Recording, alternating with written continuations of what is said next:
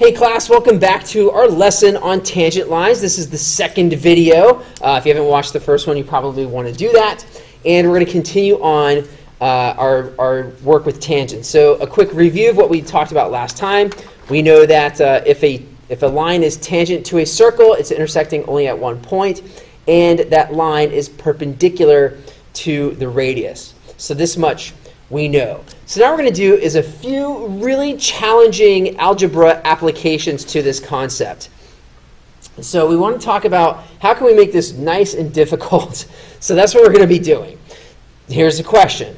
What is the distance to the horizon that a person can see on a clear day from an airplane 2 miles above the Earth? Now, Earth's radius is about 4,000 miles. So we got to figure out what is happening. What is happening in this question? What's the question asking? It's asking the distance to the horizon when we're talking about the Earth. So let's draw a picture. So here's like an Earth, right? And we're going to look at the distance to the horizon from an airplane. So let's picture an airplane flying. Make it airplane. And we're going to picture an airplane flying. And the question is the distance from the plane to the horizon. So how would that work? Distance from the airplane to the horizon would be tangent. So that's an interesting application of a tangent line. Okay, so the distance from the plane to the horizon would be tangent. So that's what we are looking for. We're going to be looking for a tangent distance. So that's what's interesting. So that's what we got to find out. What do we know? We know the airplane is 2 miles above the Earth. So from the Earth straight down, it's 2 miles. So what now? How's this work? Well, we got to remember what tangent is. Remember what tangent is? It intersects the circle so that it is perpendicular to the radius of the circle. So what we need in our Earth is the radius of the Earth. And funny enough, we give that to you in the question. The radius is about 4,000 miles. So that means from the center of the Earth to the point of tangency is 4,000 miles. I'm missing a zero. And we know we have a right angle because that's what tangent is. Okay, so look at the application of the note that we talked about. So we have to understand that's what's going on here. So we have some kind of triangular thing going on. And what we need to remember about a radius is that all across a circle, the radius remains the same. The radius doesn't change in a circle. So what? So that's an important thing. The radius doesn't change. So is that important? Yes. And let me tell you why. Because we have the radius to the point of tangency, right? But what about the radius to the plane itself? Isn't that still 4,000 miles? Yes. Yes, it is. So the radius to the plane is still the same radius. It's still 4,000 miles. So what's happening here? We now have a triangle we can play with because of that tangent point. Okay, so we now have a triangle that we can play with. And if you want to, you can make your old pop-out triangle. The right angle here. We know that the radius of the Earth is 4,000. We know that we are looking for the distance from the airplane to the horizon. And what is our hypotenuse? Well, it was 4,000 from the radius to the crust of the Earth, and then 2 miles to the plane. So this hypotenuse is 4,002. Hopefully you see how that works. That is the challenging part. So once we understand this, the algebra becomes a little bit simpler. So once again, we have our good friend Pythagoras. So look at Pythagoras not leaving us alone. He's an awesome dude. So we know that Pythagoras comes into play. We know that 4,000 squared plus x squared is equal to 4,002 squared. And then we can solve for x. Now, watch how I'm going to do this in the calculator. This is going to be so much fun. This time, unlike the last video, I think I'm going to use the calculator so much different. We know to solve for x that we will be subtracting 4,000 squared from both sides. Okay, and so we have x squared equal to this. Okay, so how does that work? This is what's going to happen. So x squared is going to be equal to this. So we're going to do 4,002 x squared button. See that x squared button? Bloop. And then we're going to subtract that from 4,000 x squared button. Bloop. We're going to have equals. Okay. So whatever that is, it's 16,004. Now we can write 16,004, no doubt. Okay, so we can do that, but then how are we going to solve for x? We still haven't solved for x. We need to take the square root of both sides. So x would be the square root of that big number. But the square root button is right there of the number that's right in the screen, so boop, square root button, 126.5. So x equals 126.5. And that's how we can do that in the calculator. So again, super fast. Even just from here, without showing any other work, we can do this in our calculator. 4,002 x squared, subtract 4,000 x squared equals, and then we're going to take the square root. Bloop. How do you like that shortcut? Isn't that cool? So we can totally do that. That is at our disposal. Now we can answer the question. So the question was, what is the distance to the horizon? We know that that distance is going to be about 126.5, what now? 0.5 miles. And so that's how we can figure out that distance. We use the point of tangency so we can figure out our right triangle. So let's take a look at another example. Now we're going to talk about a radio tower. Yay! It's the CN Tower in Toronto, Canada. And we have an observation deck that is a certain distance above the Earth. And how far is it from the observation deck to the horizon? So here we go again, to the horizon. So how does that work?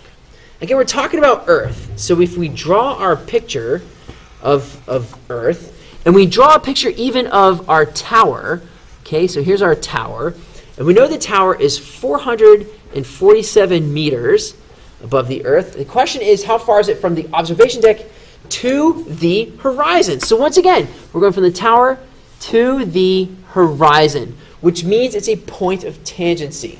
Okay, so there's our point of tangency. So we're going to need our center of the Earth, and we know that the tangent point is, or the tangent line is perpendicular to the radius of the circle. See that handy note, once again, coming back into play. So we have that set up. All we need now is our measurements. So the Earth's radius is about 6,400 kilometers. Okay, this is where things are going to get interesting.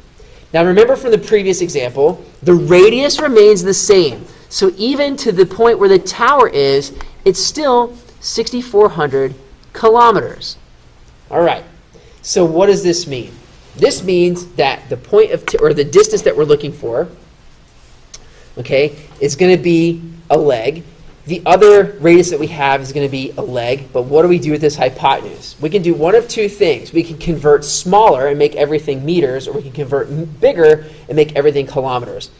This is what we have to remember. This is 447 meters with just an M, and this is 6,400 kilometers with a K. So they're not the same unit of measurement. So what we can do is recall that 1 kilometer, kilo, is 1,000 meters. So if we can recall that, we can simply convert 447 meters into kilometers. How? With a decimal point. Dang, cats, it was that easy? Yup, that easy. So we have that distance just in kilometers. We threw the decimal point from the thousands. Okay, so that's how easy it was. So why is that important? Because our hypotenuse is going to be 6,400.447. That's our hypotenuse. And remember, if we're going to do c squared being a squared minus b squared, that's what we're going to be squaring. And that's going to be equal to our tangent value, whatever that's going to be, plus 6,400 squared. So that's the setup. That is the hard part. Is the conversion. We have to be careful. So you remember the shortcut from the previous problem? I'm going to show that again. So let's take a look. I'm going to do this all on the calculator. We're going to be subtracting 6,400 squared, correct? So we can punch in everything we need right there. The first is 6,400.447, x squared that. we're going to be subtracting 6,400, x squared that. And then what are we going to do at the very end? We're going to be taking the square root. And that will be the value. It's going to be 75.6. So let's say. So our x value is 75.6. Okay, but 75.6 what? We were working in kilometers. Okay, so that's what we were doing. We were working in kilometers, so it's 75.6 kilometers. And again, that's using the point of tangency based on science and Earth and the horizon. All right, one more example of crazy, crazy math, and then we'll call this a video. All right, so I don't want to show that quite yet. Here is a problem. We're going to be finding the radius of this circle, right? The radius of circle C. So we have a diagram. It has a radius of x. We're going to find out what that x is. We know it's a point of tangency because we have a perpendicular spot here. In order to figure this out, we're going to need to take a trip down memory lane. Here's what we need to remember. We need to remember about multiplying binomials. Okay, so this is Algebra 1 coming back to play. How is it that we multiply binomials? Well, if we have a binomial squared, what that means is a binomial times itself. How do we deal with the binomial times itself? We deal with it through the distributive property twice. We can distribute the first a through the second term, and then we can distribute the b through the second term. So when we distribute the a times a plus b. So it's a times a and a times b. A squared plus ab. And then we do the same thing with the b. B distributed through b times a, ab, and b times b, b squared. So you probably have heard this in the past, foiling, but it's the distributive property. That's all it is. So we're just using the distributive property twice. We're going to distribute the a through, and then we're going to distribute the b through. Once we have this set up, we can now combine like terms. An AB here and an AB here. How many ABs are there? 2 of them. So that is our trip down memory lane. So one more quick example. Take, for example, y plus 6. We should be able to write down what this is right now without showing any work. That's the should. And I'm going to, by the way. When we work in the problems, I will be writing it down exactly what this is. If you don't know, let's take a trip down memory lane. So again, squaring means multiplying it by itself. It's y plus 6 times y plus 6. We distribute the y. So the y, distribute through, y squared plus 6y. And then we distribute the 6. 6 times y, 6y, 6 times 6, 36. So we put all that together. Okay, so once again, y times y times 6, bloop, bloop, and then 6 times y and 6 times 6, bloop, bloop. So we have that set up, and all we do is add our middle terms. Ta-da! And that is the square of a binomial, or remembering the foiling method. It's just distributed property. So it's remembering how distributed property works. So this is memory lane stuff. It's very important, so we can apply it here. Now, what does that have to do with here? Yes, Pythagorean theorem. So check out this triangle, right? What is the entire, we have the radius here is going to be a leg. We're going to solve for x. So the radius here is a leg of our triangle. The 12 here is another leg of our triangle. What then is the hypotenuse? What then is the entire distance from C to A? The entire distance from C to A is the radius plus this measurement here, 8, the old segment addition postulate. So the hypotenuse is x plus 8. And you might be thinking, okay, cats, whoop-de-doo. Well, yeah, big whoop-de-doo, because now we have Pythagorean theorem at play. We have our legs, which is x and 12. And the sum of the square of the legs is equal to the square of the hypotenuse. Yes. Yes. Now I'm going to keep these notes out here to the sides because I told you I'm not going to show my work from here on out when it comes to multiplying, squaring binomials. Okay, because that's Algebra 1. So here we go. Let's take a look. How's this work? Well, we got x squared plus 12 squared. Okay, so fine. X squared plus 144. We know that's the case. And that's going to be equal to, what is x plus 8 squared? Feel free to reference this. I'm just going to throw it down. I know it's x squared plus 16x plus 64. 2 times 8. 2 times 8 is 16. What? Okay, well, there's the pattern. You're welcome. So we have this, right? Now you're thinking, cats, so what? So what? What do we do from here? We need to gather our like terms, right? We gather what's like. So we have an x squared on the left-hand side, an x squared on the right-hand side. Let's gather them together. Undo one of them. So if I subtract an x squared from one side, I'll subtract an x squared from the other side. Guess what's going to happen? You guessed it. That's a great guess, by the way. They cancel. The x squareds are gone. Doesn't that make life a whole lot easier? Okay, a whole lot easier. So from here, we can subtract 64. It's like it's algebra all over. Again, from here, we can subtract 64, and then we get 80 equals 16x, and we divide both sides by 16. And we find that the radius is a 5. Okay, so our radius is 5. The value of x is 5. So that is the radius of our circle. Okay, so what we have done now is taken the note of tangent and just applied some really serious algebra to it. Okay, so that's all we've done. So hopefully that was helpful. You've got plenty of practice to go in your assignments, and I'll see you for the next video. Bye.